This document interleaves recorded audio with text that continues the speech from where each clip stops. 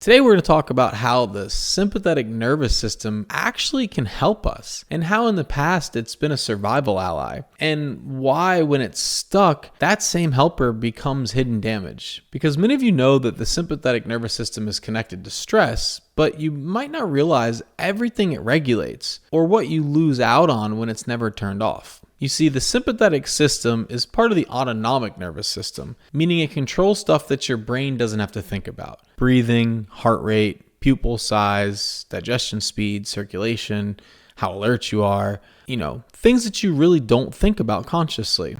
And here are some of the good things it does. Your immediate safety response. When there's danger, a sudden threat, or you need to respond quickly, the sympathetic system kicks in. It sharpens your senses, it pumps up energy to muscles, speeds up breathing. It's the classic fight or flight gear. It can also improve physical performance and activity. Exercise, sports, intense work, the sympathetic system helps you perform. It redirects blood flow to where it's needed, it provides quick energy to the muscles, and it helps you meet physical demands. And even acute stress management. When something urgent comes up, like a crisis, a decision, a surprise, the sympathetic system responds is what helps you act fast, survive, and protect yourself or others. It also helps with alertness, attention, and focus under stress. When the stakes are high and you need to be sharp, the sympathetic system gives you the mental clarity that you need for faster reflexes and the strength to push through. So yes, the sympathetic system is not evil or bad. It's actually essential. Without it, we'd be vulnerable. Without it, many of our capabilities would disappear. But here's where it bites. The sympathetic system is designed to be temporary. It ramps up, it helps you act, and then you're supposed to come back to a calmer state. But when it doesn't come down, when it's chronically on, that's when many systems suffer. Like the digestive system.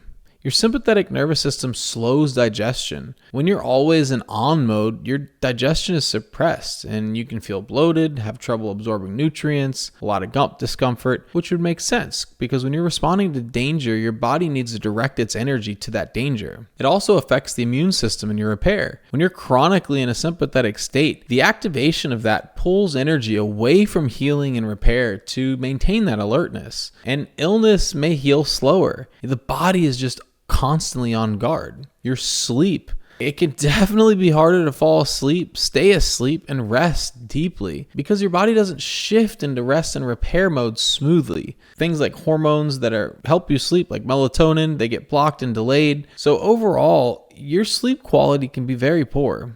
It also can cause a hormonal imbalance because your cortisol levels will stay elevated, your adrenal levels stay up, and over time, this can impact everything from your sex hormones to your thyroid. And obviously your rest and relaxation. If you don't get true rest, you may physically feel wired, but absolutely exhausted. And this is because your nervous system isn't letting go. It isn't shutting down. And the parasympathetic state doesn't get a chance to do what it's supposed to do, which we'll talk about in another video. But these things are not your fault. They're biological responses to staying in emergency mode for too long. So to understand the work, you kind of also need to understand why your brain holds on to the sympathetic system even when it hurts you. You see, the brain is wired for familiarity. Even if the familiar is painful and it knows it, that becomes the baseline. And when things begin to shift, it perceives risk. So anything that shifts us out of that state can be taken as a signal of discomfort, resistance, and even cause pain and anxiety during the regulation practices, which is just part of the protective mechanism. The brain says this new is dangerous and I might lose control. I don't know what's coming. So it actually lashes back. And because the chronic sympathetic activation rewires pathways, you're more sensitive to threat cues. Any habitual stress response can send you and trigger you. And over time, that threshold for feeling safe actually falls and you begin to chronically and quickly snap at people, snap at loved ones. And it's just a system that is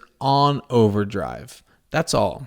And when you live in that sympathetic dominance, the parasympathetic systems, which are your rest and digest, they don't get a chance to activate. So that means that your regular restful digestion, nutrient absorption, and the balance of your gut flora are all compromised. It also compromises your mental state, your clarity. When you're always in fight, always in alert, and always processing a threat, your thoughts are probably chaotic. Your memory is very poor and your concentration can suffer because think about it. You're just in the acute mode. It's like you have blinders on and all you want to do is survive. And this can lead to not even recognizing the safety signals that the body's sending, because when we're in parasympathetic, that brings the feeling of calm, safety, groundedness, and without those, you live in this alert state where rest and connection and trust is just a distant feeling. So here's what that means for back to baseline. It means we start with understanding the helping of the sympathetic nervous system, but recognizing when it becomes